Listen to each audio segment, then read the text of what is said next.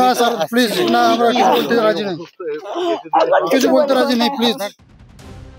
কংসাবতী নদী থেকে উদ্ধার হলো যাদবপুর বিশ্ববিদ্যালয়ের এক পড়ুয়ার দেহ। 20 বছরের ছাত্রের নাম সোহম পাত্র। তিনি যাদবপুর বিশ্ববিদ্যালয়ের 3য় বর্ষের পড়ুয়া ছিলেন, বাড়ি বাঁকুড়ায়। বুধবার 29 অক্টোবর তার দেহ উদ্ধার করে পুলিশ। পুলিশ সূত্রে খবর, মঙ্গলবার মায়ের সঙ্গে বাঁকুড়ার বাড়িতে ফিরছিলেন সোহম। ট্রেন মেদিনীপুর স্টেশনে ঢোকার আগেই কাঁসাই হল্টের কাছে গতি কমায়। সেই সময় টয়লেটে গিয়েছিলেন ছাত্রের মা। ফিরে এসে তিনি দেখেন ছেলে সিটে নেই। প্রত্যক্ষদর্শীরা মহিলাকে জানান ছেলে ট্রেনের দরজার কাছে গিয়েছিল। এরপরে আর সোহমের খোঁজ মেলেনি।